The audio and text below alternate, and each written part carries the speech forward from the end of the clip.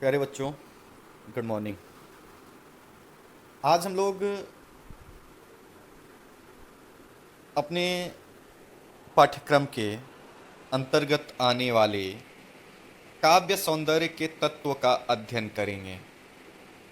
काव्य सौंदर्य के तत्व में रस, छंद और अलंकार आते हैं।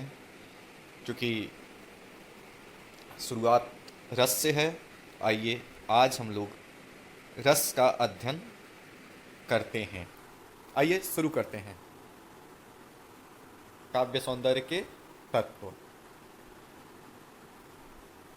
इसमें जो सबसे पहला चीज हमें पढ़ना है वो पढ़ना है रस। बच्चों, रस समझने से पहले एक बात आपसे करनी है। आप लोग मूवी देखते हो, टीवी देखते हो, कोई सीरियल देखते हो, तो जब कभी सीरियस सीन आता है तो आप लोग लगते हो सीरियस होने, कभी हंसने वाला सीन आता है तो आप लोग हंसने लगते हो, कभी डरावना चीज़ आता है तो आप लोग डरने लगते हो। यही चीज़ जो है बाबू, इसी को रस कहा जाता है। ठीक है, आइए अब हम लोग रस को पढ़ते हैं। रस का अर्थ, ये देखिए क्या परिभाषा कही गई है।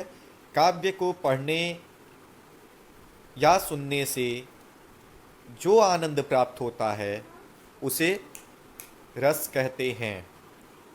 एक इंपॉर्टेंट लाइन यहाँ दिया है, इसे काव्य की आत्मा भी कहा जाता है। इसे काव्य की आत्मा भी कहा जा सकता है। रस को निम्न प्रकार से परिभाषित किया गया। भरत मुनि ने कहा है, भरत मुनि के अनुसार, ठीक है, विभाव, अनुभाव, व्यवचारी भाव के संयोग से रस की निष्पत्ति होती है। रस शब्द का सर्वप्रथम प्रयोग बेटा सबसे पहले भरत मुनि ने अपनी पुस्तक सबसे पहले भरत मुनि ने अपनी पुस्तक नाट्य शास्त्र में किया था। इस चीज को याद रखिएगा आप लोग। रस शब्द का जो सर्वप्रथम प्रयोग है वो भरत मुनि ने अपनी पुस्तक नाट्य शास्त्र में किया था। ठीक है, रस के अवयव या जो अंग हैं वो चार माने गए हैं। रस के अवयव या अंग जो है वो चार। ठीक है, कौन कौन से हैं, आइए एक बार इनका हम लोग अध्ययन करते हैं। सबसे पहला जो है स्थाई भाव। स्थाई भाव का मतलब होता है बेटा प्रधान भाव। ये सबसे मुख्य भी है। प्रधान भाव, जो भाव मनुष्य के हृदय में सदैव स्थायी रूप से विद्यमान रहता है उसी को स्थाई भाव माना गया है।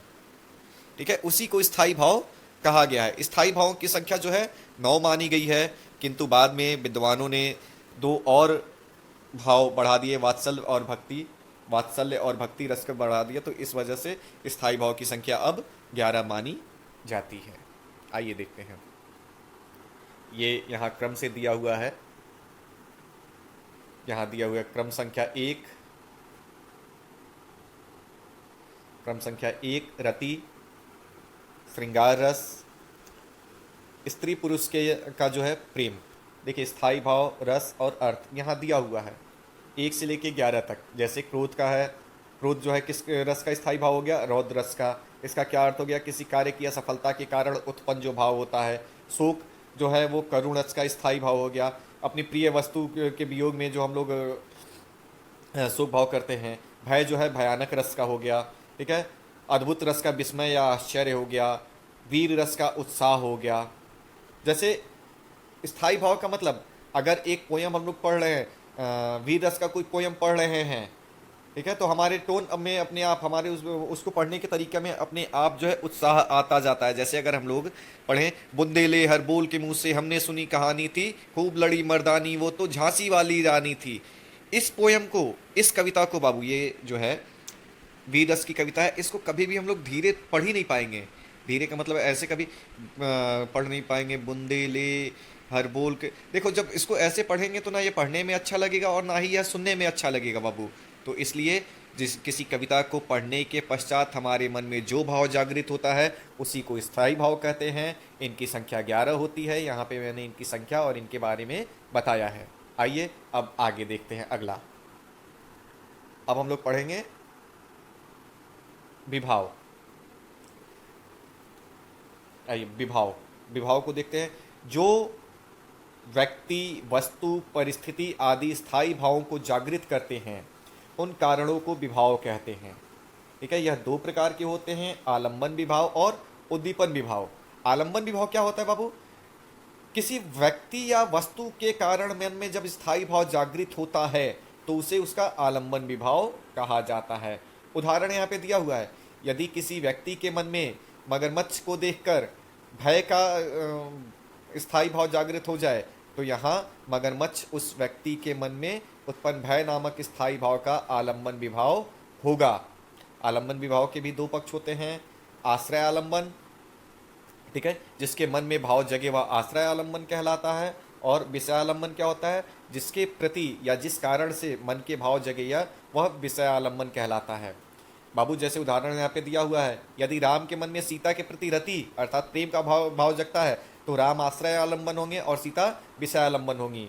ठीक है, इसी तरह से जो दूसरा चीज दिया है उद्दीपन विभाव, जिन वस्तुओं या परिस्थितियों को देख कर स्थायी भाव बढ़ने या जागृत होने लगता है वे उद्दीपन विभाव। उद्दीपन मतलब होता है जलाना, उद्दीप्त करना।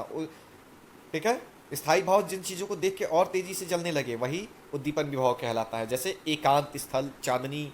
ठीक है, ये सारी जो भी चीजें दी है। उदाहरण यहाँ पे दिया हुआ है, कृष्ण मुरली बजाकर आकर्षित करते हैं, तो यहाँ मुरली जो है उद्दीपन विभाव हो गया। ठीक है बच्चों, अब आगे देखते हैं अनुभाव।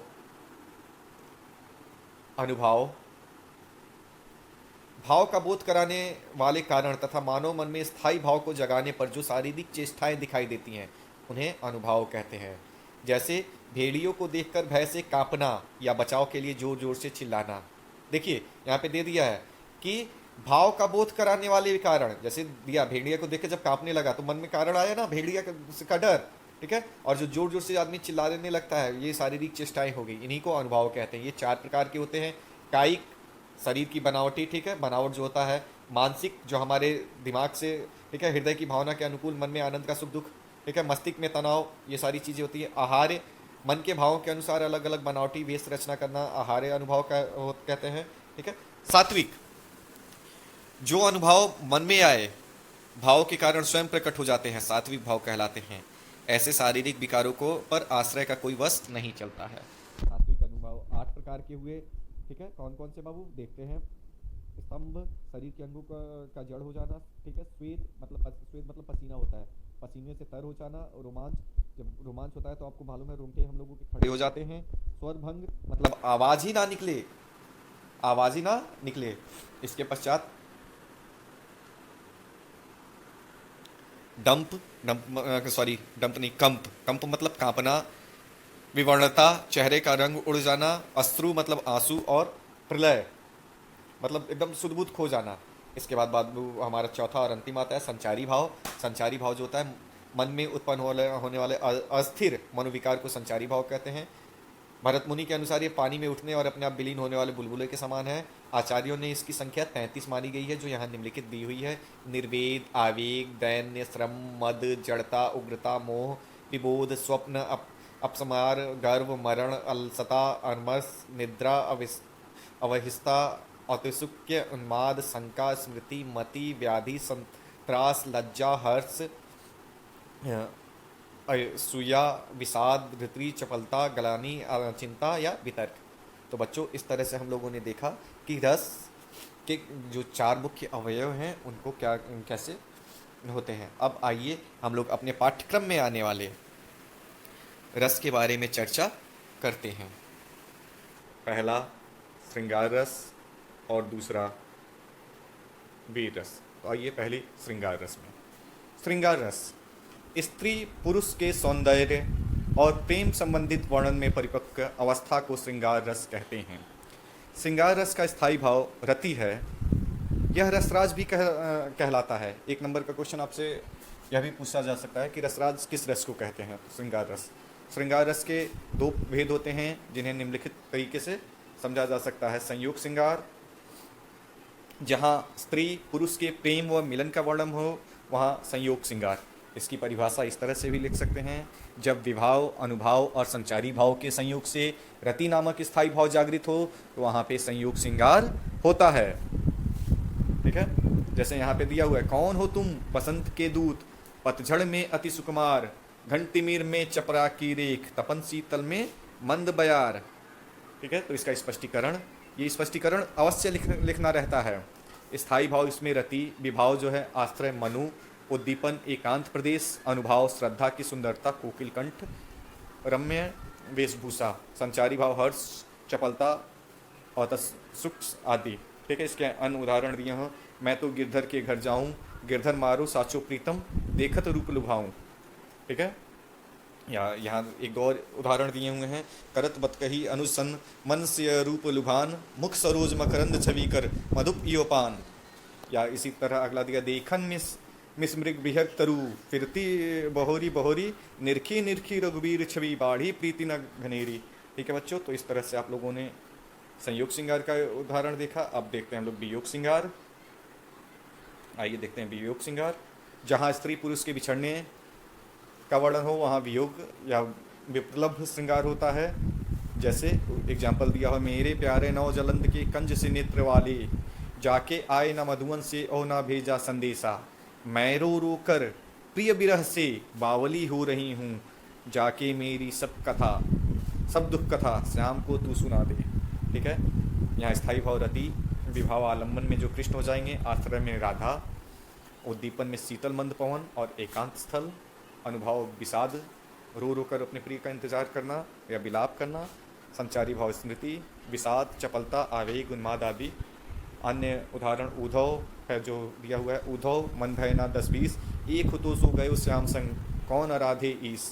तो इसी का दूसरा एक उदाहरण है, मनमोहन ते बिरछुई, जब सो तन आसुन सो सदा धोवती हैं, हरिश्चंद्र जू से प्रेम की फंद की कुल जाही खोवती हैं।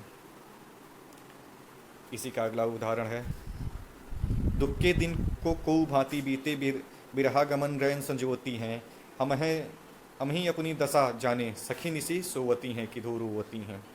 या इसका आसान वाला है, अखिया हरि दर्शन की भूखी, कैसे रहे रूप रस राची, ये बत्तियाँ सुनी रूखी।